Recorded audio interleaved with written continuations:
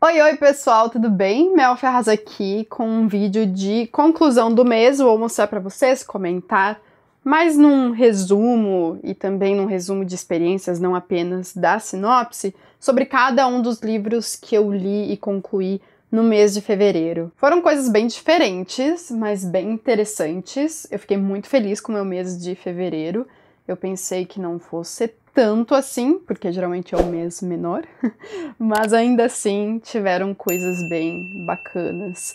Eu vou começar citando aqui A Inteligência dos Animais, que são duas obras nessa edição da não ficção, porque estamos falando de uma obra da filosofia, são, na verdade, duas obras, como eu disse, uma do Etienne Bonnot de Condillac, e o outro de Charles-Georges Leroy. Dois livros interessantíssimos que discutem justamente a inteligência dos animais, ou, mais especificamente, vão colocar um contraponto à ideia que circulava naquela época entre os intelectuais, alguns intelectuais, sobre os animais não terem não serem seres inteligentes, serem mais do que isso, máquinas, autômatos. E aqui nós temos esses dois escritores vindo contra essas ideias. E é bem interessante porque são obras do século XVIII, então muito distantes do que costumamos pensar hoje em dia. Até eu acho que tem coisas que já estamos muito lá à frente, claro, mas ainda assim vemos coisas que continuam, sabem? Que permanecem. É sempre um terror estar diante dessa verificação de coisas que são fato. Infelizmente. Mas aqui está um livro muito instigante, muito interessante, que me fez pensar bastante. Nossa. Vou deixar para vocês aqui no cardzinho o vídeo que eu fiz apenas comentando este livro, ok? Também li a peça Virginia, da escritora e atriz Cláudia Abreu, tá? O subtítulo é Um Inventário Íntimo. Eu confesso para vocês, não tive muito ânimo de comentar sobre essa peça que eu assisti depois com vocês lá no Instagram, eu só mencionei por cima porque eu não gostei muito, não me agradou. Conversando com outros estudiosos da obra woolfiana, para quem não sabe, eu sou pesquisadora da obra de Virginia Woolf, pesquisando com outros colegas meus, eu pude perceber que... Vita, a minha gata, tá derrubando livros, porque ela é dessas. Onde eu estava, não me lembro. Mas, enfim, sobre o que eu achei dessa peça. Eu achei que focou muito na questão da loucura ou das doenças mentais que cercavam a Virginia Woolf e a vida dela. Até o texto da peça diz isso, porque falam muito da loucura, abordam muito a escritora Virginia Woolf como louca, porque isso vende. Mas pra mim essa peça faz isso, exatamente isso, sabe? Não sei, me deixou incomodada. Conversei com outras pessoas que estavam ali na peça, inclusive um amigo meu que não é leitor de Virginia Woolf, e pude perceber, felizmente, que a peça surtiu um efeito muito positivo neles, que eles gostaram muito. E se por um lado eu, enquanto pesquisadora, fico triste, com esse foco nas questões psicológicas, mentais de Virginia Woolf, eu também fico muito feliz de ter uma peça apenas sobre a Virginia Woolf, que seja um monólogo. Então, como eu disse, aliás, como eu não disse, temos aqui um monólogo, tá? E é a Virginia Woolf, interpretada por Cláudia Abreu, mas também outras vozes, como do irmão, como do pai, da mãe, aparecendo aqui e ali. Aliás, um elogio à peça, à montagem, que foi a questão das luzes, de acordo com a troca da voz narrativa. Eu não diria fluxos, mas eu diria vozes aqui, como elas acontecem também como na leitura de uma obra woolfiana. Você não sabe ao certo quem está falando ali, você vai pegando pistas através do verbo, dos pronomes, dos sujeitos, você vai entendendo quem é que está falando e sobre o que está falando. Isso aconteceu na peça, eu pude sentir, sabem? E eu gostei muitíssimo. Outro livro que eu li, e esse daqui eu peguei de supetão, eu li numa noite, umas 3 sentadas durante uma noite de sábado, porque Eu já queria ler Querida Combine, da Sayaka Murata, há muito tempo. Muitas pessoas cujo gosto literário eu confio e eu gosto e admiro, gostaram muitíssimo desse livro, então peguei muito curiosa para saber o que teríamos aqui. E olha, eu me surpreendi, até comentaram comigo esses dias lá no Instagram, recebi uma DM falando assim, Mel, você não sentiu um quê de Franz Kafka? Né? Um quê kafkiano nessa leitura? E é justamente isso, eu tava assim perdendo, sabe, essa referência de sentido, porque foi isso que eu senti lendo esse livro, ele foi ficando cada vez mais doido, e eu amo a literatura do insólito, eu amo essa literatura que nos desloca, sabe, nos tiram do eixo. E Querida Combine faz isso. Aqui nós temos uma protagonista, que ela é narradora, e ela não é normal, entre muitas aspas, segundo a sociedade e os padrões sociais. Em nenhum momento nós temos um diagnóstico, ela é isso, ela tem aquilo. Não, isso não interessa, porque o que nos interessa é justamente o tratamento do que é naturalizado pela sociedade. Keiko, a protagonista, ela trabalha em uma Combine, que é uma loja de conveniência muito comum, muito frequente, muito popular lá no Japão, e que acaba abarcando vários serviços, não apenas o de vender mantimentos, como nós temos aqui, por exemplo, mas também o de correio, né, serviço de entregas, e também o de alimentação. É um lugar muito frequentado, portanto, e muito movimentado.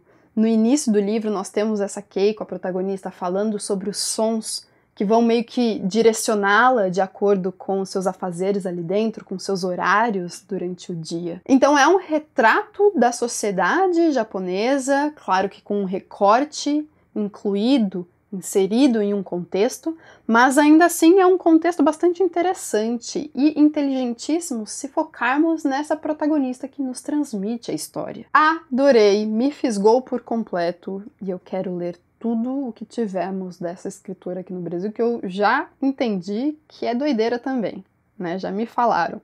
Adoro, não vejo a hora. Li com vocês Frankenstein, da Mary Shelley. Eu reli esse livro, porque eu já tinha lido em 2019, quando eu fiz a mediação num clube aqui em Jundiaí, que é o Leia Mulheres. Naquela época eu fazia mediação com a Mari Dal Chico, e nós lemos, foi um dos primeiros livros que colocamos no clube, e eu amei aquela época ler, amei discutir com o clube, mas gente, eu amei quão enriquecedora foi essa releitura, porque eu pude notar coisas que antes não me vieram à cabeça, alguns furos no enredo que eu não lembro de terem me marcado tanto aquela época, mas ainda assim foi um livro que eu continuei gostando muito, em termos de experiência, em termos de reflexões filosóficas. Cara, como pode eu não tinha nem 20 anos, Mary Shelley escreveu isso daqui, sabe?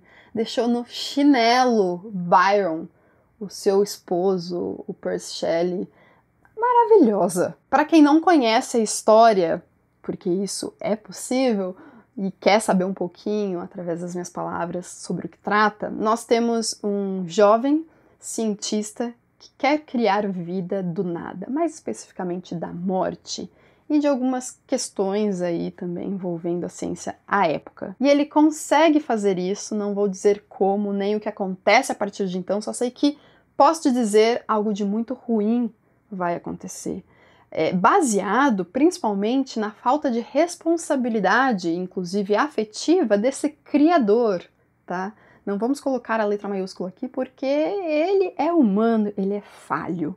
Antes disso, a apresentação da história se dá com dois caras, principalmente, se encontrando no Ártico, lá no lugar inóspito, sabe? Um quase morrendo porque estava no meio do gelo, e outro sendo o capitão da embarcação que está tentando aí ver se descobre coisas não antes já desvendadas para a ciência. Então também um jovem cientista muito ambicioso e que muito se liga a esse outro homem que lhe aparece do nada nesse lugar, como eu disse, inóspito.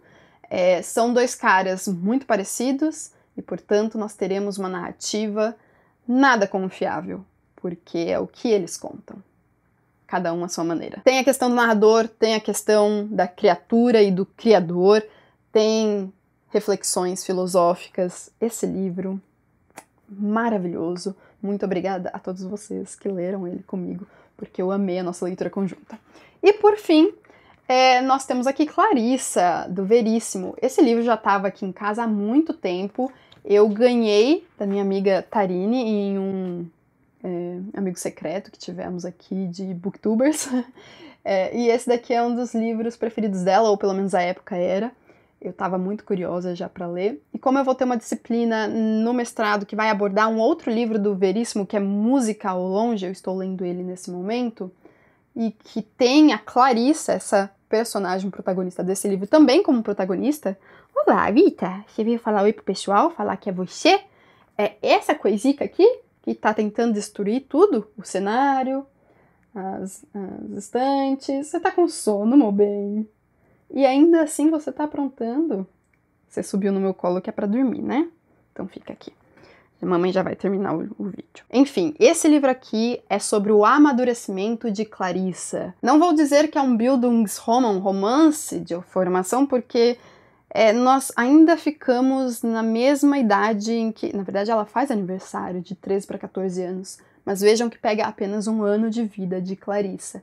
Não é um livro que se estende por anos, entendem? Aliás, nada demais acontece nesse livro se você for apegado a ações, a aventuras e tudo mais. Esse livro é sobre o cotidiano, sobre as transformações internas, subjetivas na vida de uma menina, de uma moça. Eu gosto muito desse tipo de livro. É um tipo de livro com narrativa bastante poética, do detalhe mesmo, das coisas que cercam as pessoas, que nos cercam, e, portanto, não necessariamente elas vão ser fantásticas, fantasiosas e mirabolantes, né? Clarissa, ela mora em um pensionato, que é o da sua tia. Os seus pais moram em uma cidadezinha do interior mesmo, mas é uma família que tem posses, que tem dinheiro. Ela vem de uma família rica. Ela vai, então, estudar em Porto Alegre, portanto, ela fica na casa, no pensionato, especificamente, da tia. Então ela convive com outros personagens. Amaro, por exemplo, ele é amargo mesmo, ele é ensimesmado, ele é quieto, tímido, muito sensível, é músico, toca piano e arrebata a nossa protagonista, mas também nós leitores. Ele acaba tendo alguns capítulos ali da perspectiva dele. O livro ele tem essa escrita que é um narrador em terceira pessoa, mas mescla com pensamentos dos personagens. Tem a tia da Clarissa, que é super, né, pulso firme, porque a responsabilidade da criação dessa garota está nas suas mãos. Temos a vizinha, que é mãe de um menino que se acidentou e ele está na cadeira de rodas. É todo um núcleo bastante angustiante. Vocês que lerem ou que leram vão me entender quando eu digo isso. E outros tantos personagens que habitam aqui o cotidiano de Clarissa e que trazem um tom peculiar, cada um deles, à nossa história, ao nosso enredo. E, gente, esse livro aqui me pegou. Eu vou ter a disciplina sobre música ao longe, daí eu vou querer fazer um vídeo apenas para esse livro e também música ao longe. E Melody do futuro, que tá editando esse vídeo, esqueceu de mencionar, eu sabia que tava esquecendo de algum livro.